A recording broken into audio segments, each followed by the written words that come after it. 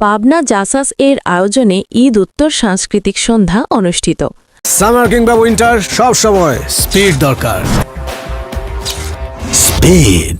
আলমগীর কবির হৃদয় পাবনা জেলা প্রতিনিধি এর রিপোর্টে দেখুন বিস্তারিত।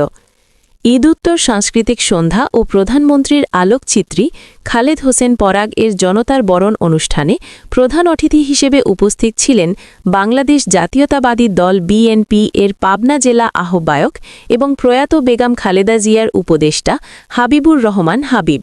স্বাগত বক্তব্য প্রদান করেন পাবনা জেলা জাসাস এর সদস্য সচিব আব্দুল মান্নান ভূঁইয়া।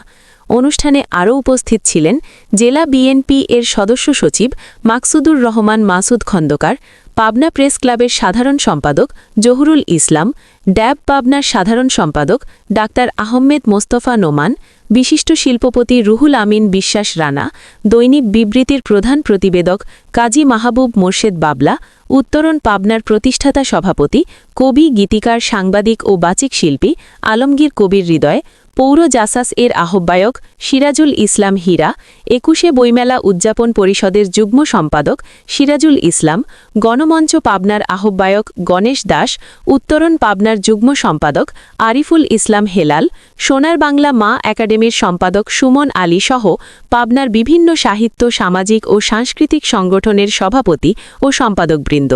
অনুষ্ঠানের প্রথমেই জাতীয় সঙ্গীতের মধ্য দিয়ে শুরু হয়ে পরে দলীয় সঙ্গীত প্রথম বাংলাদেশ আমার জীবন বাংলাদেশ পরিবেশিত হয়। এছাড়াও আলোচনা, সঙ্গীত, নৃত্য পরিবেশন এবং ফুলেল শুভেচ্ছা ছিল পুরো আয়োজনে।